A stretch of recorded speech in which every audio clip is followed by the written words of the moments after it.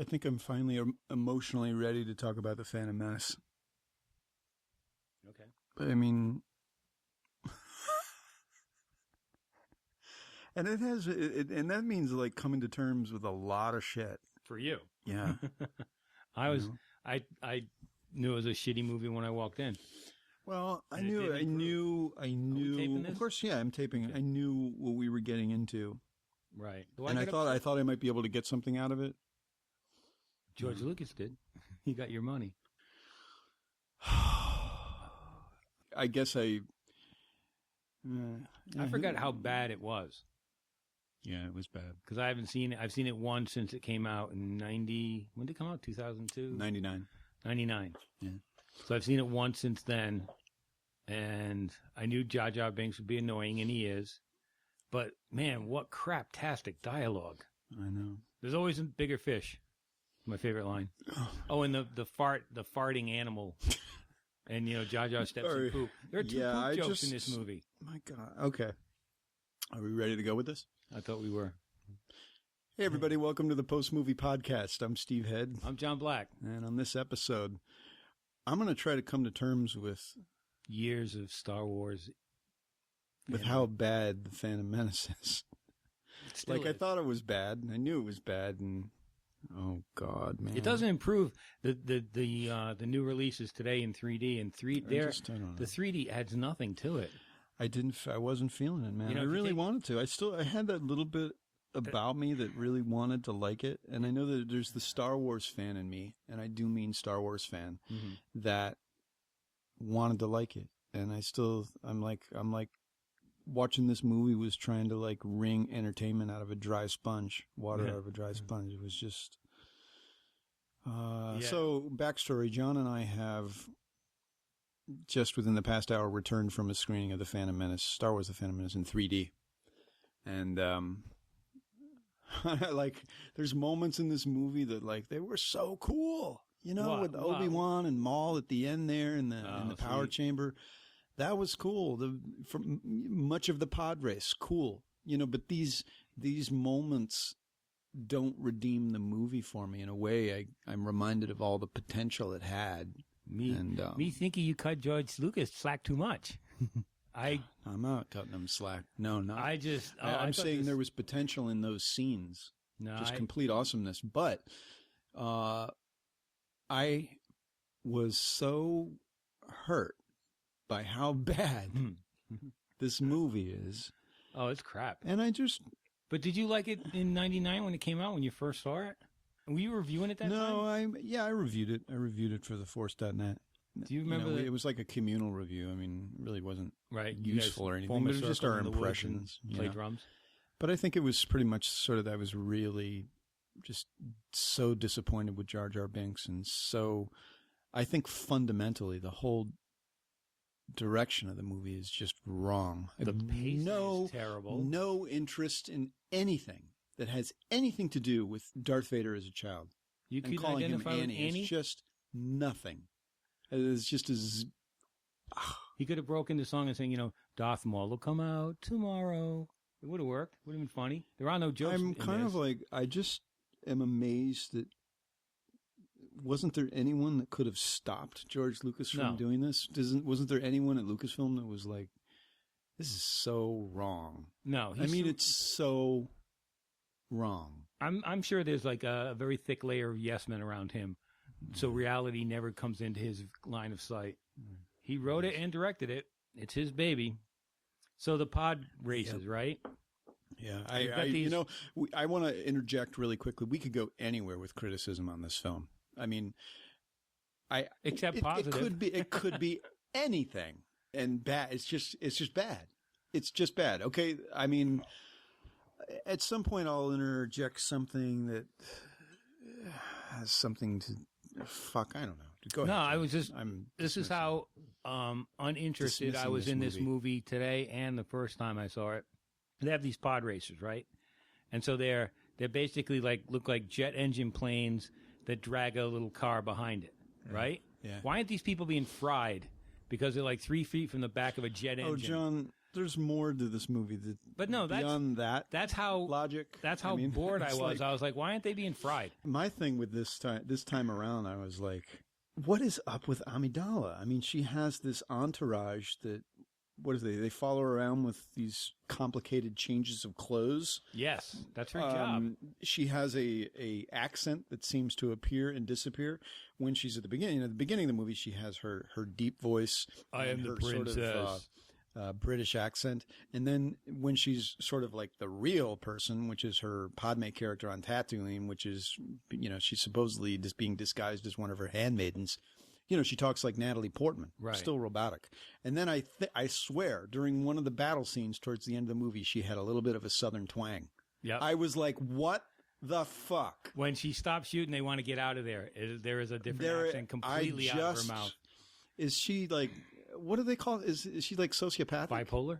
I don't, but then again, if she's not being real, she's the head of this whole shebang on Naboo. And they've elected her, and they've elected a phony.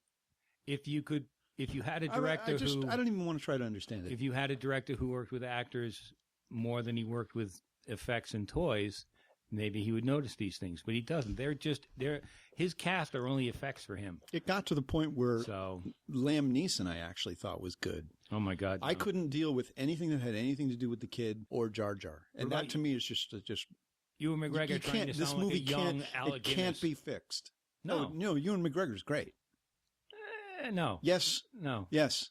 No, he's not. We can get into a no yes about this. We don't have to. I was bored. Maybe. Oh yeah, totally bored. But maybe not great if he's bored. No, his performance is enlivened in a way that and most of the other actors in this movie are not. Do you know how many days I wish I could just cut the Star Wars out of you?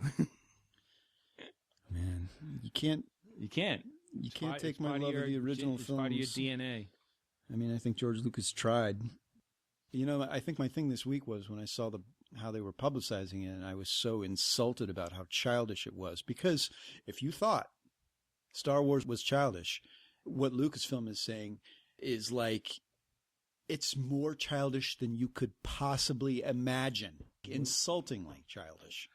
To me, Star Wars, prior to 1997, or prior to 1999, it wasn't this kiddie thing. They had the Droids cartoon, and they had the couple of TV specials, but that was really side stuff, okay? Mm-hmm. I mean, the meat of the matter were these 3 films that were great.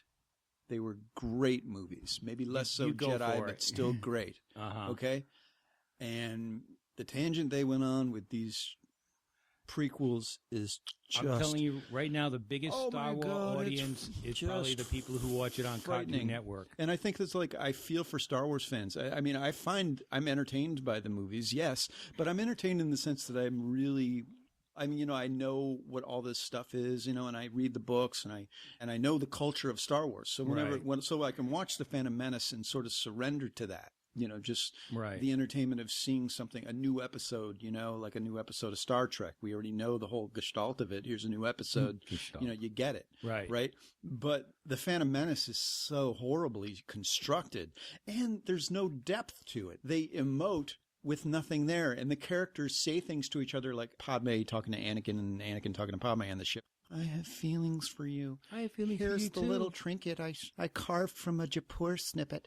I'm going to give it. This means something, Padme. Why does my privates hurt? I don't know. We don't have a backstory or anything, and there's just no real substance behind what we're saying, but we're going to say it anyway. I have feeling. What the fuck? What's the thing in a Jedi's blood that makes him a Jedi? What's the chemical? Midichlorians. Man, it just rolls out of your tongue. It's also a bullshit concept. When Annie, completely. When Annie, and I'm going to call him Annie, talks to annoy me? Yeah, pretty much. I'll do that. When Annie talks to the Jedi guy, fucking. You do understand that this is Darth Vader being called Annie? Yeah, Annie Vader. Bullshit. What is going on in George Lucas's head? To think that, like, when we first saw Darth Vader step into the hallway on the Rebel cruiser at the beginning of the original Star Wars, little did we know he was Annie. What the fuck? He walked like an Annie back then, too. And he had asthma. I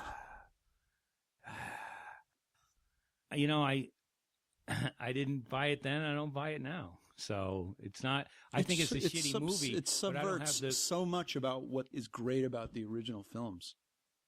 Well, I've never thought. Right, I interrupted. Yeah, no, it's earlier. just that. Go ahead.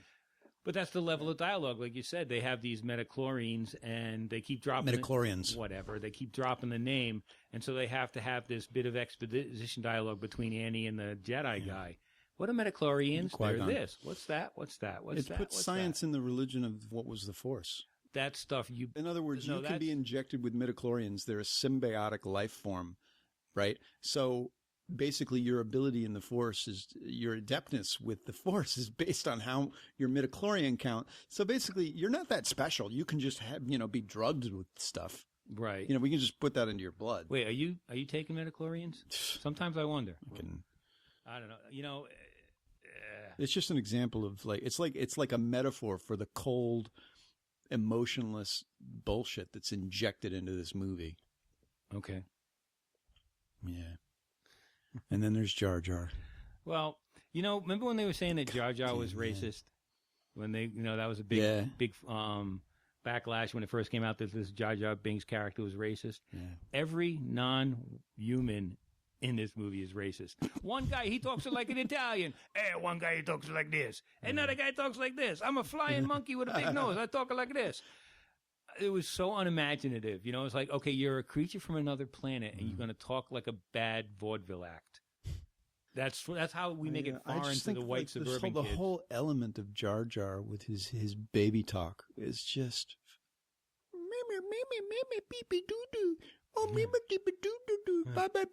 Fuck that. George Lucas, if Lucas hears that, he'll sue you.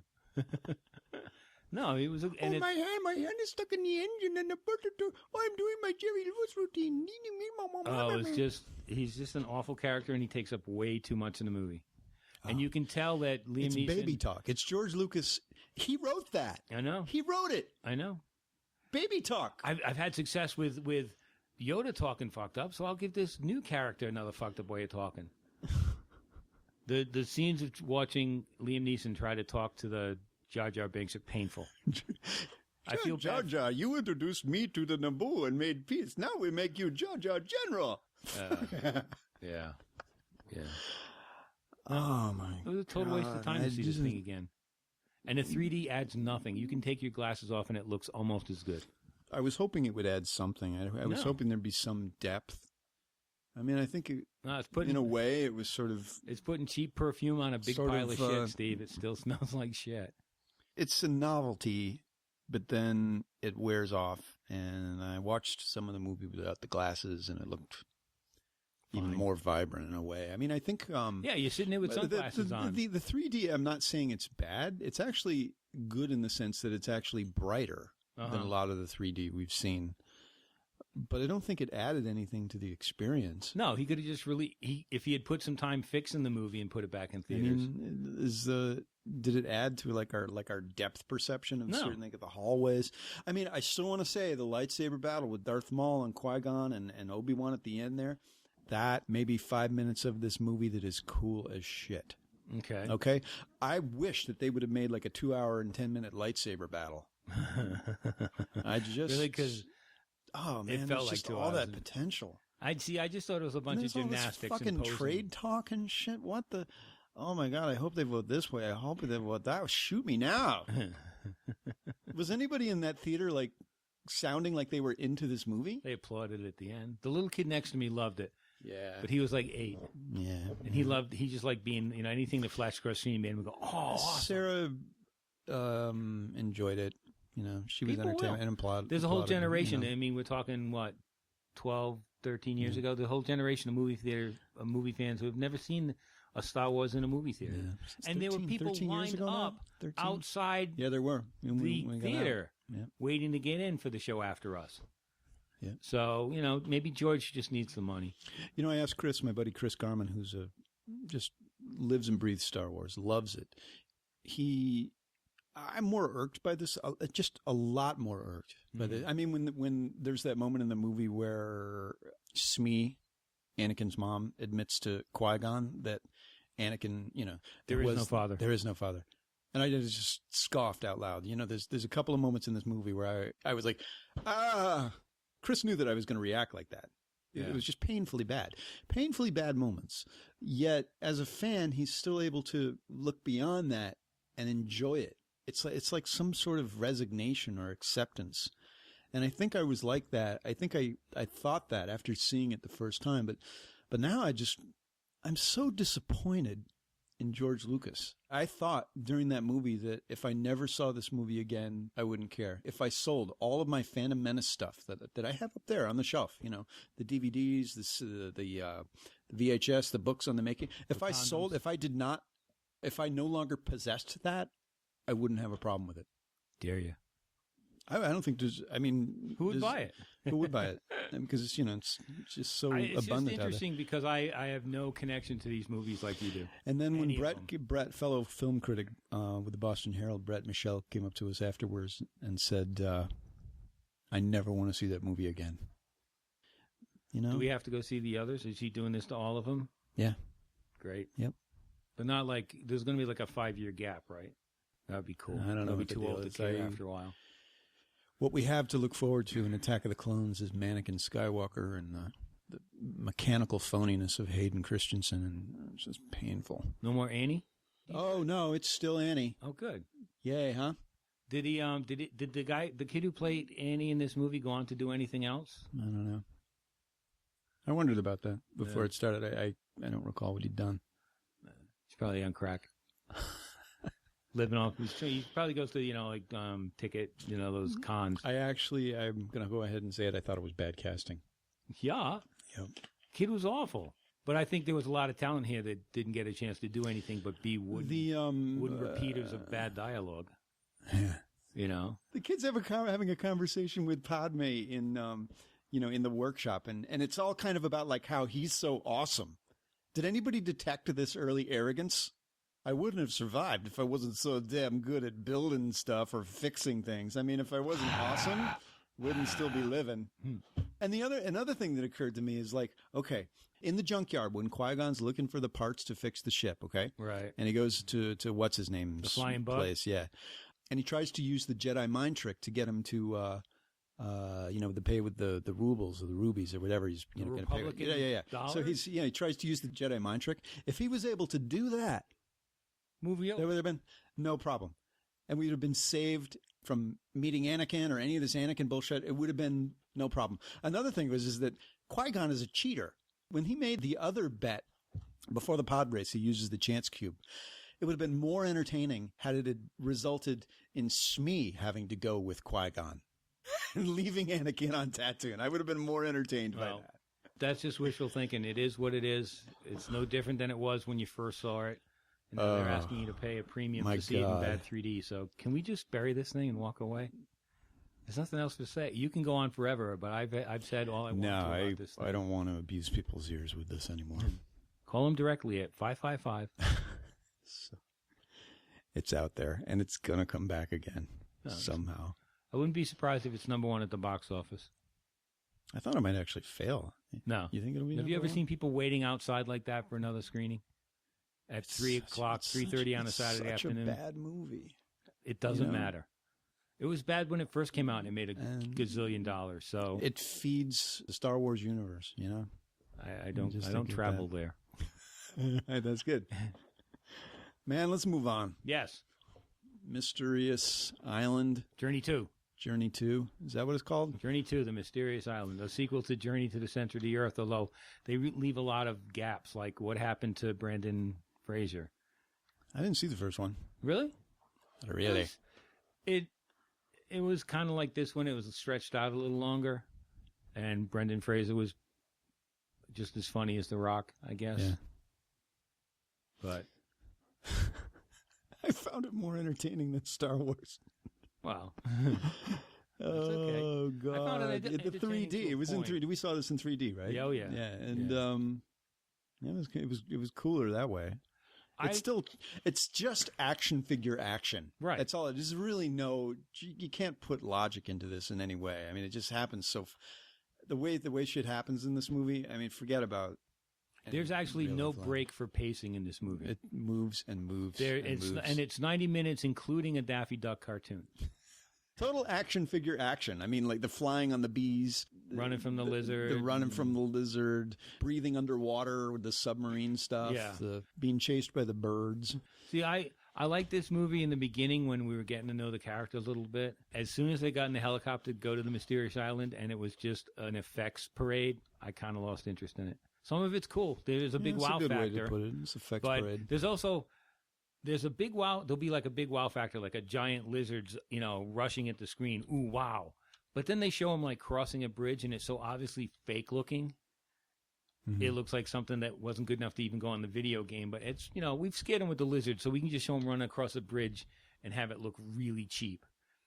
Yeah. But so once it started to, and there's, like I said, there's no pacing to even let you breathe in this. It was overkill for me. I didn't care. Now, what about Michael Caine in the film? You being a Michael Caine fan and all. Poor guy. He looked so lost in this movie. Yeah. Do you think he was not having a good time? No, I think he looked old and tired. Yeah. Yeah. I felt bad for him. Well, let's do the story real quick. You do it. You liked it. Oh, yeah. I was entertained by it. Yes. You're wearing the t-shirt. I'm entertained by bouncing bright lights and fairy dust. Yes, that's what I'm entertained by. Yes, you are. So that explains a lot. Dwayne Johnson plays the new father-in-law of a kid who has stepfather. Yeah, he's got this incredible, I guess, willing to drop anything in a moment's interest in trying to find his father, trying to find his grandfather. He's kid's trying to find his grandfather. He's like a map exploration expert. Anyway. Yeah, he gets a message on a ham radio in code that, The Rock happened to be a code breaker in the Navy. Oh, he happened to be a sub That's pilot where I was coming. He's like Mr. Marine. But all this comes up just in time before it needs to be used. Yeah. If you need a reason as to why this guy can, like, Captain Nemo's sub or load torpedoes into the tubes and know how to launch all this stuff. Well, he was in the... He's in the Navy. Army. We'll just they do this all the time. Way. Right. Yeah. He's probably a cook in the Navy, but I can pilot or as Louis 100-year-old submarine. The helicopter pilot. It's just like flying my helicopter. Exactly. So it's like flying a bee. Yeah, just like flying a bee. That's how I can reason this away. Oh my God. It's funny. Because I knew this wasn't working for me. I tried to figure out who this movie was for. And there was a little kid next to me who was terrified through the whole thing. Yeah. It was too intense. Was that Meg's son? Was that Meg? No, just some other, I don't know who the woman was, but there was a little boy next to me. And as soon as the action started, he was hiding. Yeah, I saw that. I was like, poor kid. Yeah, but at the same time, I'm yawning, he's hiding. So it's got to be a range between like 8 and 52 that there's a wheelhouse for this movie, Yeah. It sort of... survives on its humor. It tries. And casting. Casting isn't bad. Louis Guzman is the helicopter pilot, and everybody's so happy-go-lucky and carefree. As the island crumbles around them, literally. Yeah. Because they've always got rock. Because, hey, there's the island's flooding. How do you know this? I used to be an island flooding expert. And by the way, I can stick a stick into the ground and determine how long it's going to be before the island sinks. Why? Because I did that. So it's not really an island. It's like an atoll. Yeah, that joke plays out pretty early. And Vanessa but my calculations were off. It's sinking faster than I thought. Yeah, Vanessa Hudgens. Is that her name? Yeah. The way Josh Hutcherson's character, Sean, is so into what he does that, like, he doesn't have time for any of this. He doesn't. Right. He doesn't have time for the hot chick and the tight But t-shirt. circumstances bring them together. I mean, the movie's just entirely predictable. I did like the Captain Nemo thing. I thought that was kind of cool. And when they find the ancient submarine, they just happen to kickstart once they attach it to a giant moray eel. Yeah. Is there really some sort of Bermuda Triangle place in the middle of the Pacific? I have no idea. Where all these 3 books. You mean let's see if we can remember the 3 books that were used in the film as a reference. The Mysterious Island. Right. Robert Louis Stevenson's Treasure Island. Yeah, and The Happy Hooker by Xavier Hollander. That's the one the kid used late at night. What was the third book? I don't know. I don't know. Yeah, but it factored in being able to create this map of the island. It was somehow. Fromer's Guide to Mysterious Islands. Was it? Was it a Charles Darwin thing or no? Dickens, Darwin, Charles Darwin. Manson. I don't know. But anyway, the island comes together in this.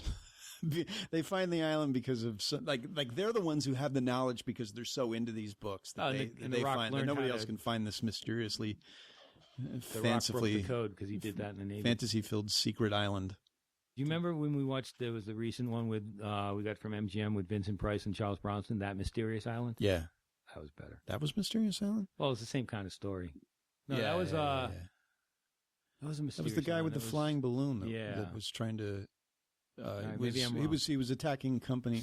He was attacking warring countries. Yes, and warring companies. Yeah, I think he tried. You guys put down your guns, or I'll shoot you.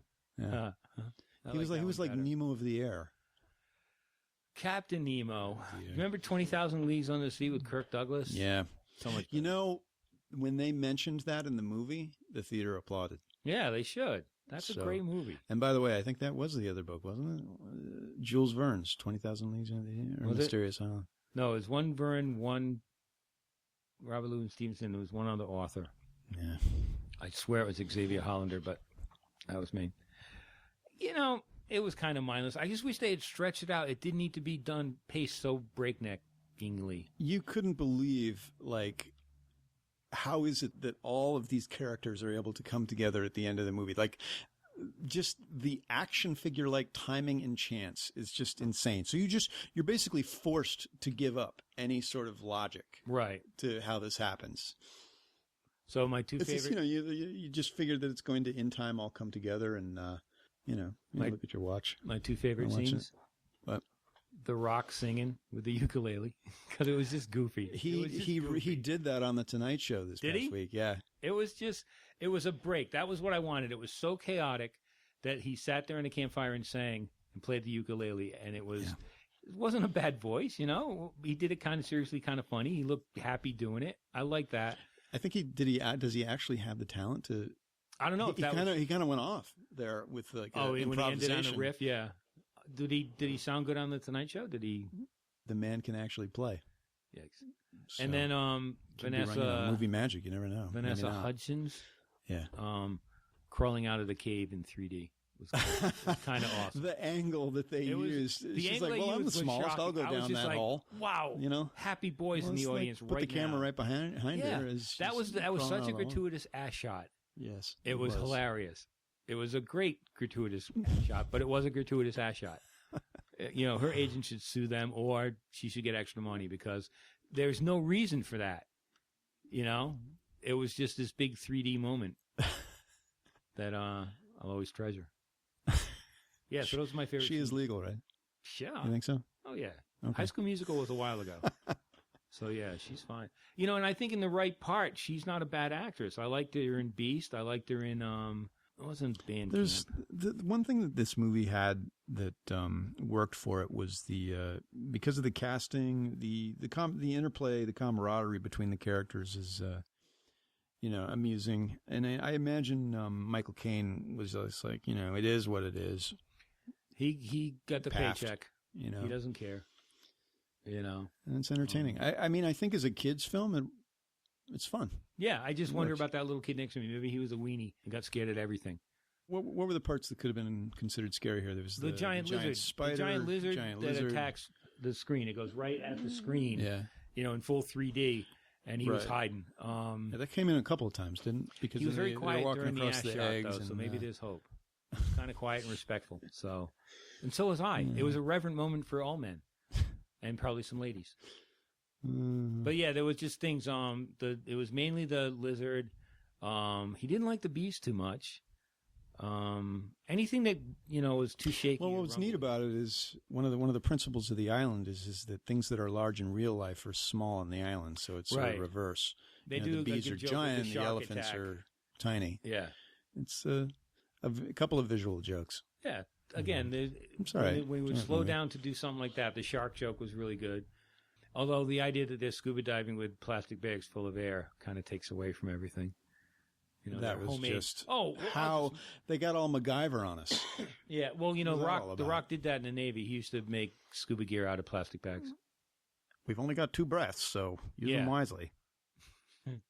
Meanwhile, we'll swing down, and there's enough light down there. There's enough light above the Nautilus to be able to, crank these wheels that haven't been turned in half a century or whenever the Nautilus went down there. Right, and but of course, there's not enough light for the electric moray eel to see his prey. He has to just sweep over. Oh, and they have to basically jump start the battery of the Nautilus like a car battery, and we're going to do it by harpooning. Eel. Take an electric wire that's long enough, tie it to an arrow, but you get out on the hood or whatever you call it. Yeah, they find scuba equipment. The bow of the throw it on his head. Nautilus and try and shoot an eel underwater with it. It was, and you know what? Perfectly reasonable. He did it. That's what's awesome, because he could do that in the Navy. It ties together. John. The logic in it didn't bother me as much as the relentlessness of it. You got that. It is relentless. And but the thing is, what did you think of the Daffy Duck cartoon? I enjoyed it. I wondered if they credited Mel Blanc as doing the voice performance there. And so I'm thinking this was something that was in the Warner Brothers vault, this performance. And I don't know. They added a slick 3D and they animated around the old... No idea. I didn't really read much into voice recording? It looked good. It was funny. It was amusing. The 3D was well done. Yeah, this was Daffy Duck in computer 3D, not 2D animation. Yeah. And Elmer Fudd computer generated. Oh my God, that reminds me that, would you believe that before the Phantom Menace, they put an Ice Age 2 animation in there? Oh my God. What the fuck was that? That's exactly what one expects to see when you go see a Star Wars film. A fucking, Ice Age 2. 6 commercials. In front of the movie. Trailers, yeah. Fucking I forgot all about that. Like, it's not a long enough experience. That was a 105 movie. We got it. Imagine that before any of the prior Star Wars films, if you had to put that before the fucking movie, there would be a revolt. Well, but this is so kids. All right, there I go again. Yeah, it's over. So anyway, Safe House. I think Mysterious Island. I'd say it was a DVD rental, but it looks better on the big screen. Yeah, it looked pretty cool. So it's not bad. No, it's not bad. It's just not for me. You really dig Safe House. I did. Okay, you're going to have to explain this to me because I, the next evening, saw The Vow and was just grateful for the fact that the camera was stationary. I never really... It felt so good. I was never aware the camera was moving that hard in Safe House. Oh, it was crazy. It didn't crazy shaky cam. And it's a pretty predictable thing. It's Denzel Washington as a rogue spy who... has a document the world seems to want. Everyone sends bad guys after him. He seeks asylum at a U.S. embassy, so now the U.S. has his rogue agent they've been looking for, but it's in South Africa, so they have to send a team, and they put him in a safe house with Ryan Reynolds, who's like a low-rent, low-budget, no experience. I guess it's CIA agent who mines the safe house waiting for someone. He works for the CIA, but he is only cursorily aware of his involvement in what's really happening. Right. And so it's just it's a non-stop action movie. The thing I liked was that I thought the action was well done and it had enough surprises, like car crashes I wasn't expecting. I thought the car chases I guess those were pretty shocking. Denzel Washington can do this in his sleep. And I felt like I just didn't see it. It's just that kind of intense Denzel Washington. It's more of like, the Denzel Washington from Unstoppable or the Denzel Washington, from Training Day. But you know what I liked about his performance in this? There were moments when he would just shut the fuck up. And he would just sit in the corner and stare at people, but you could read volumes. Like you think you really know what goes on. I mean, we knew before going into this that Denzel Washington was going to be the character with the extrasensory ability, the all-knowing guy who really, he's been through this shit and he knows how stuff works. Yeah, obviously. Has he ever not played that character? Probably in Heartbeat with Bob Hoskins when he was first starting out. But I was fine with that. I was fine with him being that guy because he would shut up at times, and just stare at all the chaos around him, knowing that, he's either... I never got the sense he knew he was going to get out of it safely, but that he was always watching for his advantage and he didn't have to give the clever quip. The camera stuff didn't bother you? No. The fact that the movie was so grainy and high contrast It's funny you mention that because none of that even occurred to me watching it. So I'm flashing back. The movie to it. just seems to when it moves from scene to scene, it has like an establishing shot that's like either some like motion camera shot or something stationary. So it gives you this grounded sense for a moment, and then it goes into like close-up shaky cams of like right in on their faces, right in on their ears, right in on their hand.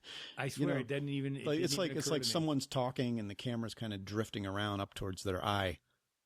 I mean, come on. I didn't notice it. I'm not saying that it isn't there. I never noticed it. I was. If you were a little queasy watching this movie, you'd be a lot queasy. Probably. Maybe in the second viewing I'll notice that and I'll hate it. Now that you've ruined it for me. But I swear, but Tim and I, after Tim Estilios and I, we were just like, enough with this fucking shaky cam. The few moments in this movie where they want to make an impressionable point, right? The camera stops shaking. Like if some guy's shot and killed, it'll stop and then it'll zoom out from his body really slowly. Or if we want to like establish a shot, then it sort of zooms in on this like African road or something like that. When they want to make a statement, everything stops. Right. Okay. And then it's just, I'm talking to you. And the camera's like drifting here, drifting there, bouncing there. Like a conversation between Brendan Gleeson and Vera Farmiga in their office. They play, like the CIA heads. It's just like, it's like you're sitting in the office with them and you're going like bouncing all around, looking at them, looking this way, looking that way. I think that's fascinating because like I said, I didn't notice any of that. I did notice that Brendan Gleeson has an awful American accent that I had trouble understanding at times. And Vera Farmiga is woefully underused. Was he Scottish? Irish. And he just does the worst American accent. I could understand him more in The Guard when he was speaking like a West Ireland native than I could trying to sound like a guy from the CIA American. But he didn't. It didn't work. It sort of reminded me of Ewan McGregor in Haywire. I didn't buy his American accent. No, they get a little too round, a little too. It's some kind of stress. They're trying to make it sound like, oh, this is what the Midwest sounds like. No, it's not. That's a good way to put it. Like that. But roundedness on words. Again, I'll see this again when it's on DVD. I wouldn't pay for it, but I'll watch for the camera stuff, and I'll probably end up not liking it as much.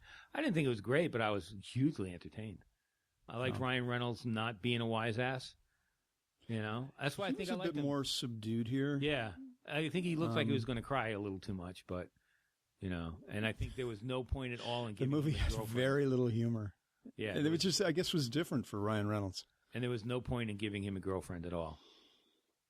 Yeah, for him to make some weepy calls home. A guy with a manufactured life. Yeah, I guess, but they didn't play it enough. It's just kind of like, yeah, we got this cute chick. And considering what he does in this movie, you didn't think that this and the CIA being as untrustworthy as it's portrayed, you don't think that they would get him for what he did? You don't think that like his character would have there would be some backlash? Right. Yeah, right. I don't know. Oh, well, and it was an absurdity to me. I don't want to spoil anything. It's okay. John, you saw the Studio Ghibli film this morning. Yes, I did. Is it worth it? Yes. Let's see if we can pronounce the title. Arietta. Something Arietta. The something of Arity? Arietta is her name.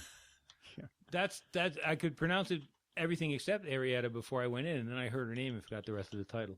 Yeah. It's not opening till next week anyway, but I don't think they're showing it again to the press. But you saw The Vow. I want to hear about The Vow. Well, I went to the theater thinking that I thought there were two press screenings that night. There was The Vow and what's the Reese Witherspoon one with Chris Pine? Yeah. I'm seeing that next week, so. I was really sort of jaded after my experience watching Safe House, so I thought, okay. So you went to The Vow? Yes. Wow. Isn't that a Nicholas Sparks movie? I don't know. I have a thing against Nicholas Sparks movies and his books and just, I think, him. But anyway, so how was it? Because I'll never see it. I found it actually kind of pleasant. Mm-hmm. Then again, this is my perspective, after having seen Safe House. I figured Channing Tatum can do this. The girls dig him. And Rachel McAdams is just adorable. That's the only reason she I would really go see this. I know that Channing's adorable too, but she's the reason I would go, because I think she's adorable and I think she's a good actress. She really is adorable. And I think being that it was filmed in Chicago, I kind of dig that because, that was my old stomping ground. And I loved how the movie starts. It starts with this terrific crane shot of the Music Box Theater in Chicago, going down the marquee and pulling back as they're exiting a movie. And I just was like, wow, what a great shot of the theater. I loved that theater. I was just there a few months ago. Saw Taxi Driver, one of my all-time favorite movie theaters. In the movie High Fidelity with John Cusack, early on in the movie, he dates a film critic. The interior of the Music Box was used for High Fidelity. Okay. I mean, it's classic theater. I think it's like from 1925 or something. Anyway, so I was charmed. Even before Channing took his shirt off, he had you. So it's this guy who's owns a music recording studio, and he's a really terrific, straight-up guy that Channing Tatum plays. And he falls in love pretty quickly with Rachel McAdams' character. Right. And she's a character that's kind of running from her past life. She grew up in Lake Forest, which is where I'm from. And I'm like, why do the bad girls why do the jerk-off family people come from Lake Forest? It's because it's like that's a whole other suburb. episode, so... Not true. Lake Forest is a beautiful place. Right. It is. Okay. I'm sure it is. And so she's instead of going to Northwestern to study to be a lawyer, she's decided to move downtown and be a hipster and study sculpture, and she's doing very well at it. And right. Well, what happens is she gets into a car accident where she goes flying head first through the windshield, and miraculously survives. But during her recovery, she no longer has the memory of, let's say, maybe the past 5 years, something like that. So she has no memory of her current husband. She lives with him. She had this life with him, but has no memory of it whatsoever. So in a way, Channing Tatum has to woo her again. He has to find some, because he still loves her, but she can't intellectualize how she's with him. What it is about all of a sudden, because she doesn't know him, she doesn't love him. So their relationship basically has to start from square one. And where the violins. Where he has to, he'd like to think that her memory will be, kickstarted. Right. And, they'll find that something again that says, shows her that she's in love with him. But it really doesn't happen. They have to sort of like build things again from scratch.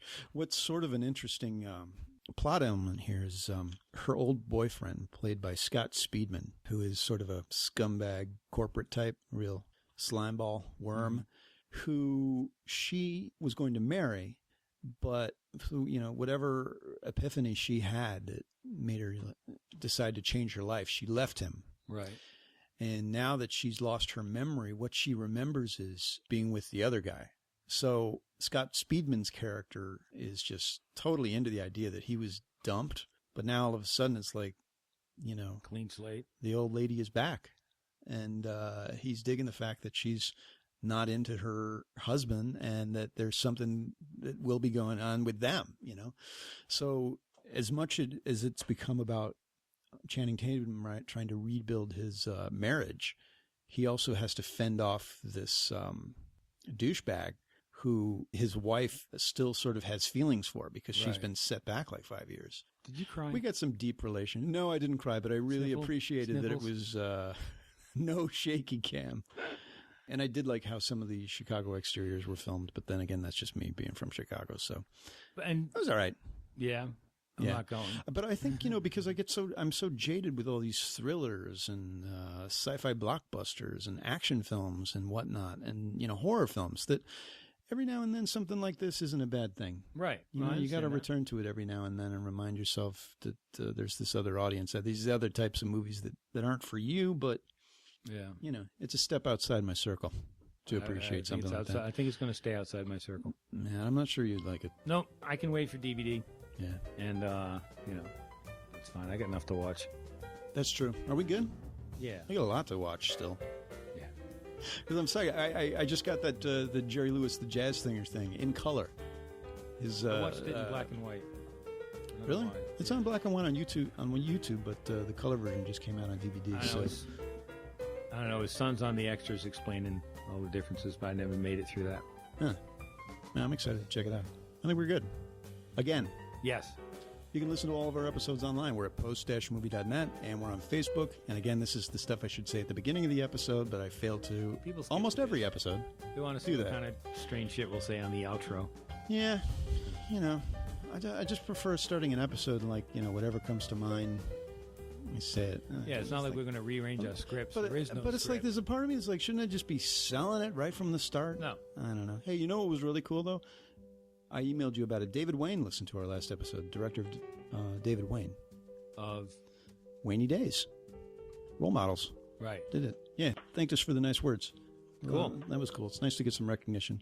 And if you did he make listening, a contribution? Did he send us money? No, but that would have been cool. Well, yeah. He retweeted my Twitter. We've got $1. Twitter type tweeting thing, whatever. Twitter tweeting. Yeah. If anybody out there has anything to say to us, both nice and not, we'll accept either email. Yeah. Why don't you take the nice? I'll take the not. We're at contact@post-movie.net, and we're on Facebook and we're on iTunes. If you subscribe and leave a review, that would be awesome. We'd Twitter? Appreciate it. No, I got to get a Twitter page going. All right. At some point.